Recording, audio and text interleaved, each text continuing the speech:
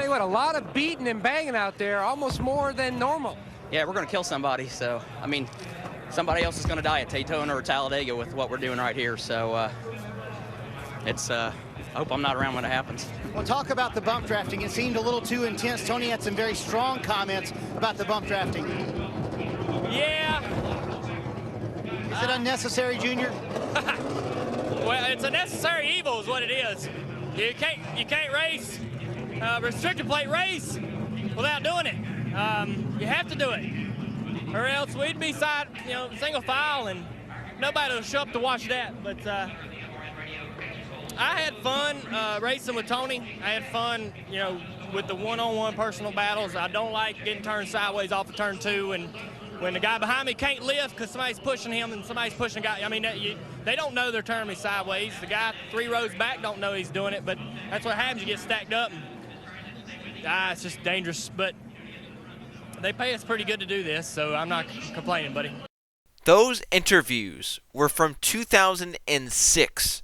Just imagine what they would be saying if Tony Stewart and Dale Earnhardt Jr. were out in race cars for the race that we just saw at Talladega. The YellaWood 500, or whatever it's called, had yellows all over the place. It broke a Talladega record. The Talladega record for yellows was 11 cautions. It was broken with 13 cautions. The race was supposed to be 188 laps. It was 200 laps long.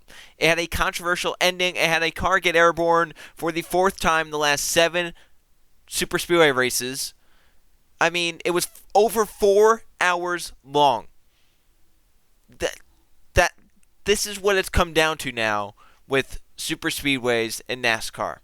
It's messy, dangerous, unnecessary, and quite frankly, I'm going to say it, stupid. It is stupid. It is nothing like what it was when I first started watching NASCAR.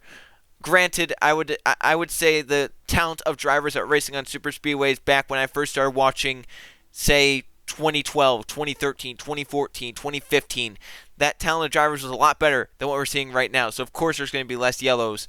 I feel like now the drivers we see it just doesn't work out. It's just there's too many aggressive people to fit into one space, and it's nerving at points to go to Daytona and Talladega, and you expect something big to happen, and you get scared sometimes when they're starting to pack together 3 wide. And it's not scared of, oh my God, they're going to crash. It's scared of, I hope someone doesn't fly into the catch fence in turns 3 and 4. Or I hope they don't fly right at the flag stand so that the flagman doesn't die. Or I hope they don't tear through the fence. Something along the lines of that. Because we are turning, how heavy are they, 3,500-pound cars into flying paper airplanes because they're going so fast, right? I love speed, don't get me wrong. Speed is amazing. But you can't have speed when you're all packed together 3 and 4 wide. You can't be going 205 miles an hour. You can't be having people pushing like this. It doesn't work out, especially in a Gen 6. You could push if the bumpers lined up and stuff like that. The bumpers don't line up on a Gen 6 car. You just can't have it happen.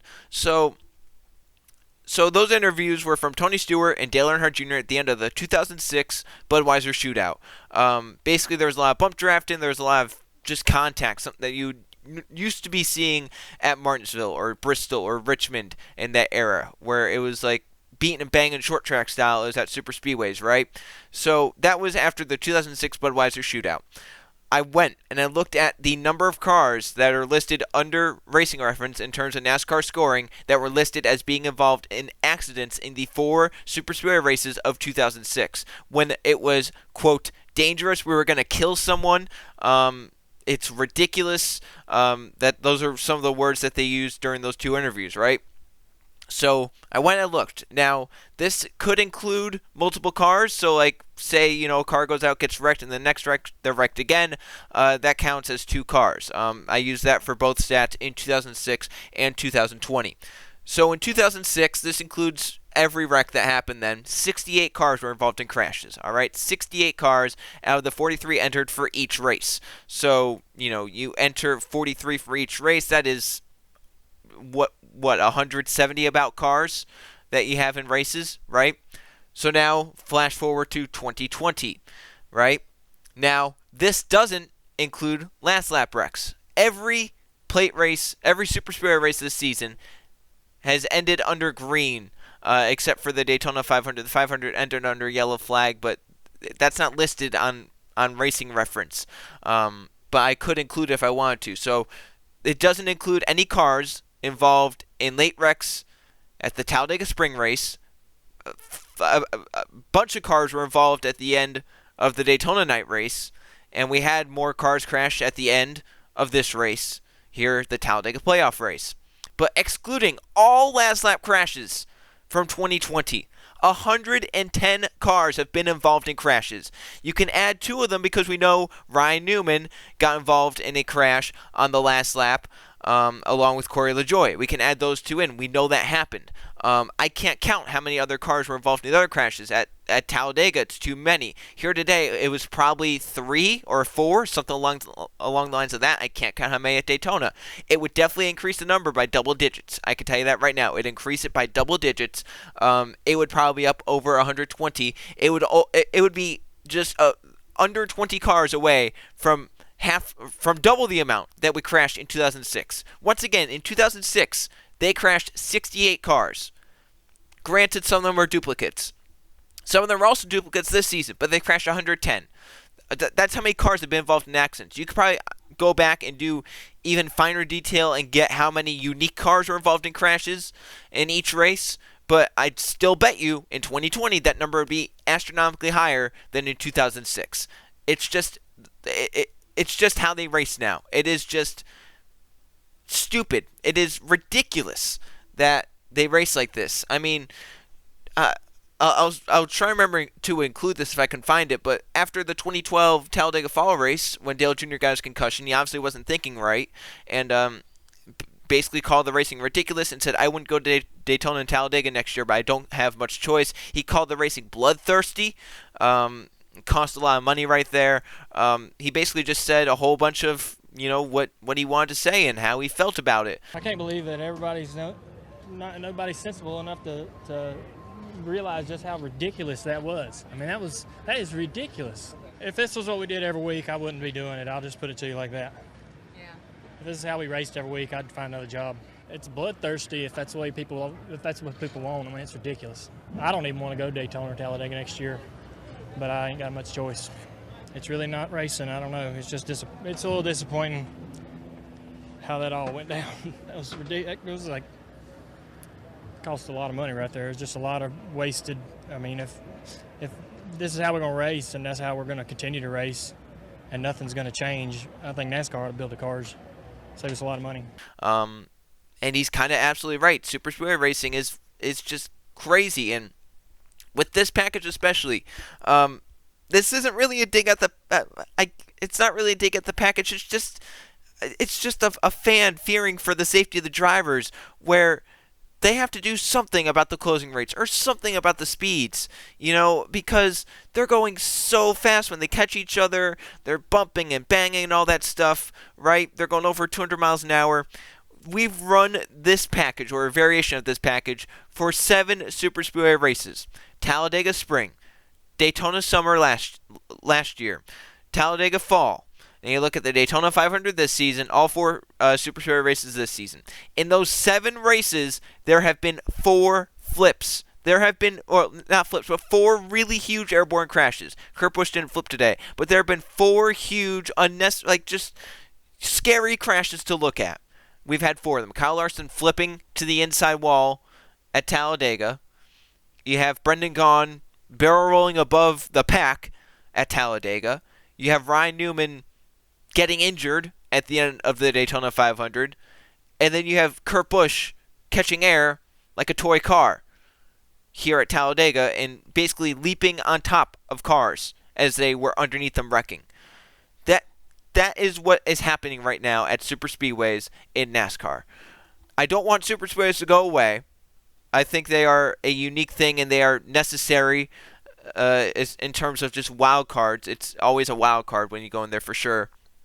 But, I mean, they have to do something to the cars or something. I mean, remember in the 2001 Daytona 500 when Ominously, Dale Earnhardt said over the radio after the red flag, Richard, they need to do something with these cars or else they're going to get someone killed. Well, I feel like that right now. They need to do something about these cars or else they're going to get someone killed. And it might not be a driver. It might be a fan. It might be someone, we don't know. Cars are going flying every which way. And you may be like, okay, what about last season's Daytona summer race or this season's Daytona summer race or the Talladega spring/summer race? Like, those didn't have airborne crashes. And you're right, they didn't have airborne crashes. But at Daytona, they had to go single file for most of the race to make that happen. I'm shocked that no one wrecked at Talladega until very late, or no one crashed big at Talladega until very late with how they were racing throughout that race. It looked like they should have crashed at least 50 times during that race. It's absurd. It is just literally absurd.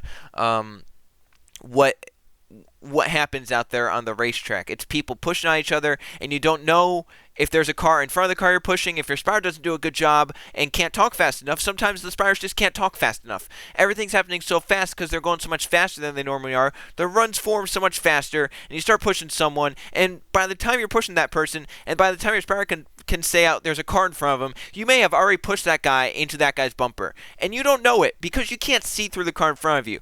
And maybe you could see if the spoiler was a little bit short, but that spoiler is so huge, you literally can't see anything. That's not a dig at the spoiler, because the spoiler is what's necessary to make runs happen at super speedways, but they need to rethink something about the package.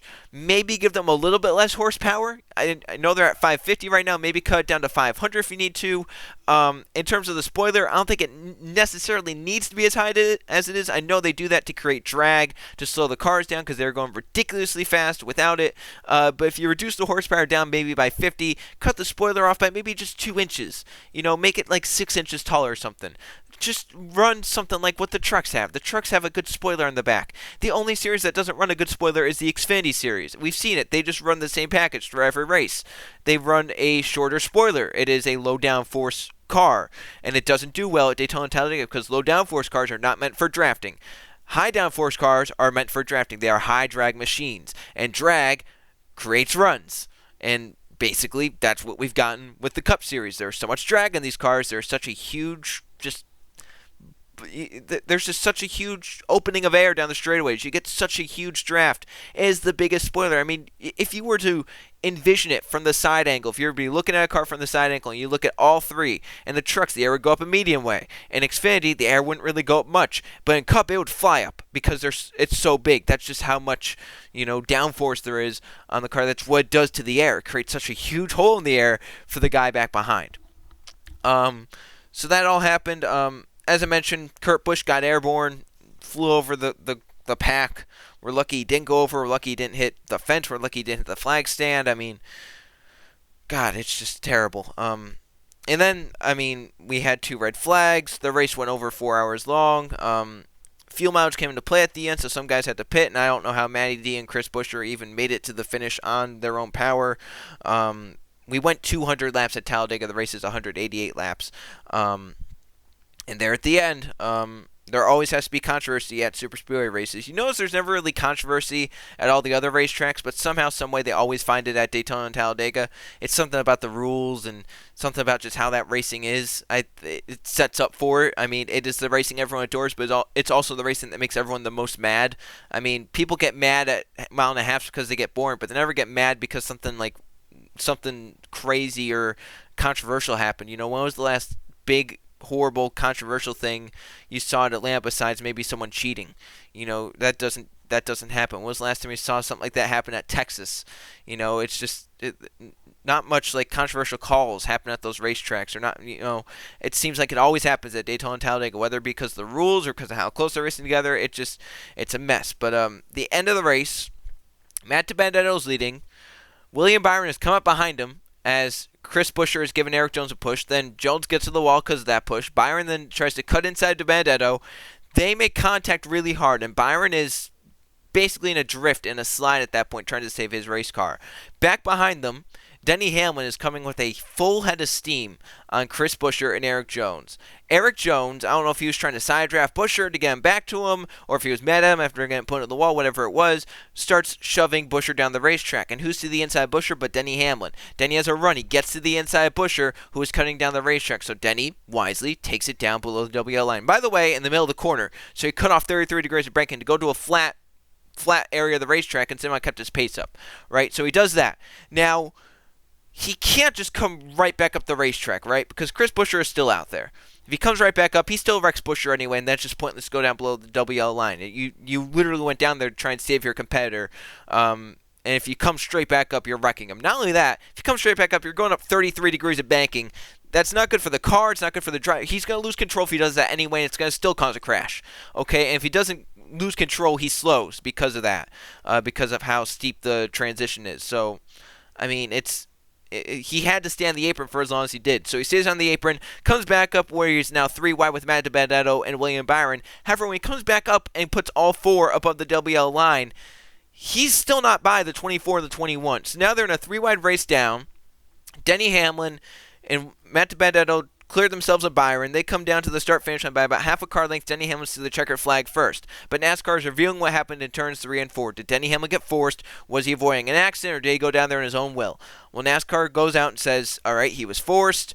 He was trying to avoid the accident that was happening in front of him. Denny Hamlin's win does stand. But Matt DiBenedetto got penalized for forcing William Byron below the WL line. Chase Elliott at first got penalized for going below the WL line in the trial, which was then rescinded. They said Chris Buescher forced him below, but after looking at helicopter footage of the finish, it looked like Chase went down there in his own accord. So when you looked at it from the head-on shot, it looked like that maybe Chase was forced, but when you saw it from above, Chase really just kind of went down there in his own accord.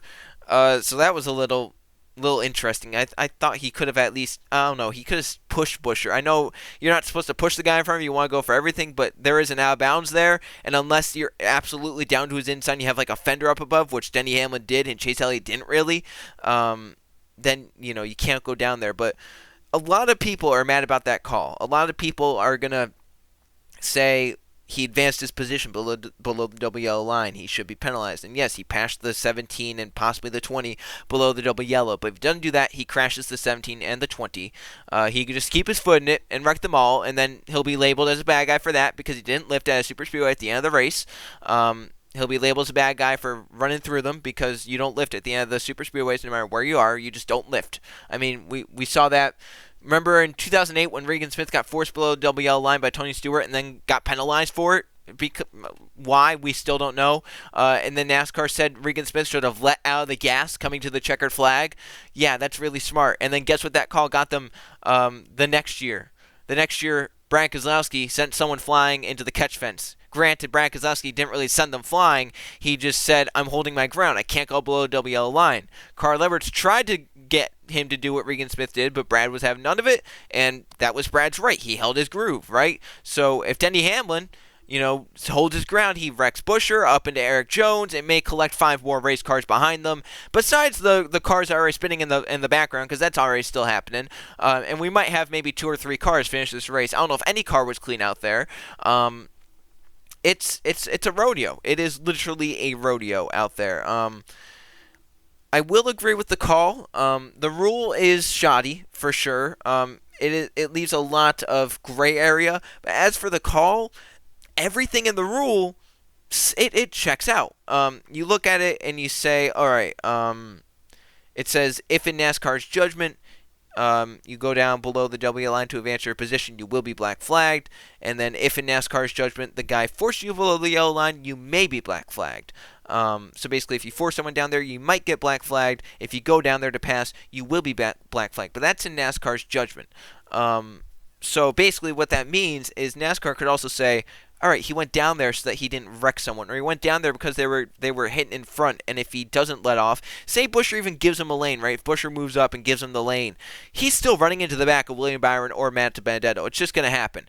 He's going to run into the back of Byron. He's not going to lift. If he lifts, he's just going to lift barely so that he doesn't absolutely murder the front of his car, and it might turn William Byron back up into Matt DiBenedetto because he's already coming back up the racetrack trying to save his car. So at that point, it's going to be even worse. We might send a car flying with how easy these cars get airborne.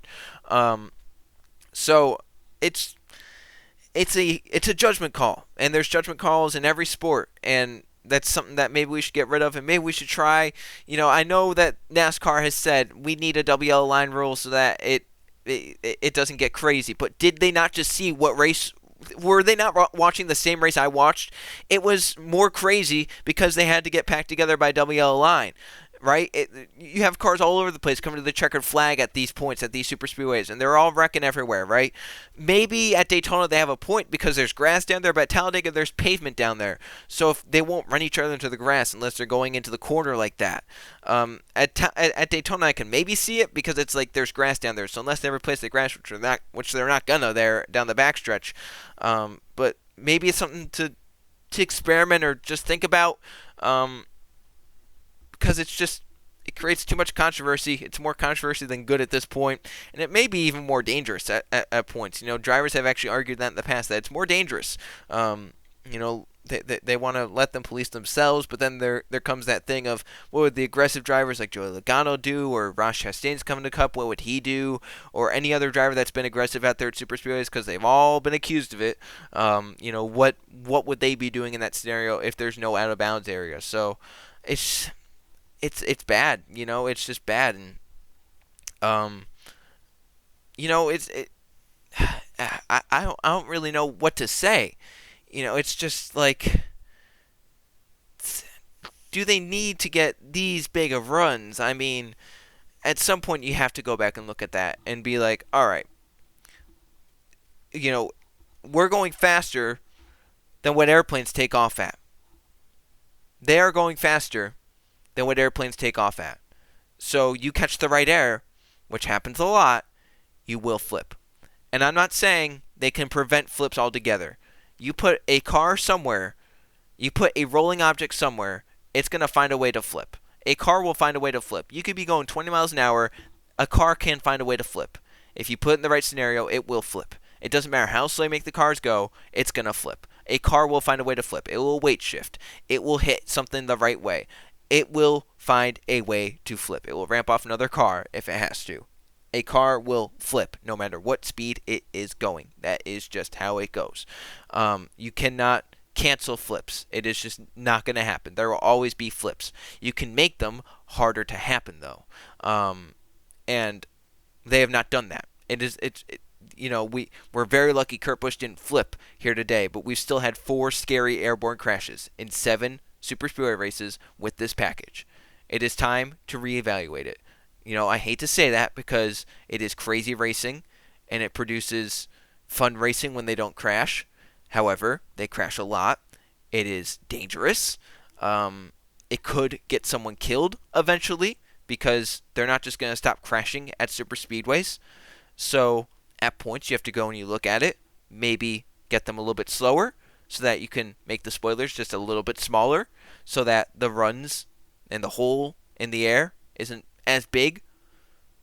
Just something to think about heading into 2021 and for the next gen car. Just something to think about. I would love to see a bigger spoiler be kept at Daytona and Talladega because that is how you make the racing good. You need to have drafting stuff with it, but at the end of the day, you can't have a smaller spoiler and still have 550 horsepower because the smaller you make the spoiler and the more horsepower you have, then it is just going to be crazy because then they'll be going really, really fast because there is less drag. So, maybe down below 500 horsepower, something along the lines of that.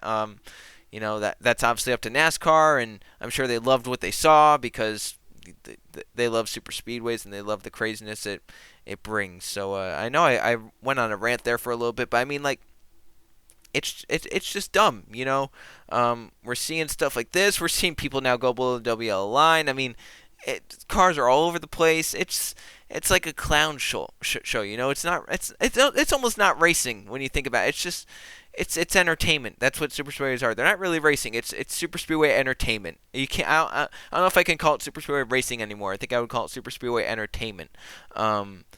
Because that's basically what it is.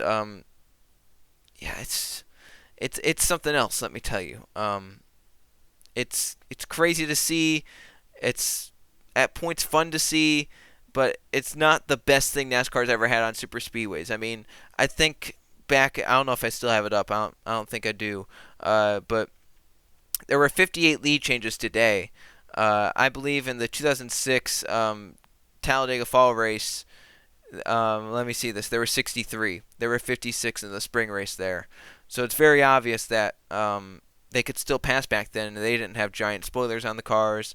I mean, you go back and you look at the 2013s and 24. I mean, the 2013 fall race, and everyone likes to bag on that for being single file at the end. But before that was really good. They had 52 lead changes. The 2014 race had 48 and 38. And then 2015, those kind of started going downhill. And then we brought this package, and they went back up to above 30 at 38, 46, now 57 and 58 this season. So it has, increased back to what we saw in the 2000s with the Gen 4 Super Speedway package. But it's still just crazy. So, in my opinion, they have to do something about it. They have to fix it. Once again, I think the call was justified at the end of the race. I think Denny Hamlin did get forced, and I think he went down there because he thought they were definitely going to crash. And obviously, if a crash happens, you can go below the double yellow line to avoid it. So literally, if Byron comes up and wipes the Benedetto out and Denny Hamlin passes them, that's not a penalty because you're down below there avoiding a crash. And I know a lot of people like to bring up stuff like, all right, well, back in 2012, Matt Kenseth forced Clint Boyer down there and it wasn't a penalty. Or how about, when Tony Stewart forced Regan Smith down? Or back in 2005, I believe it was, the Bud shootout. When Edwards went down there, his cars were in pit run from him. He went down there not to wreck them. He lost spots and he still got black flagged. It's like, yeah, I also agree with...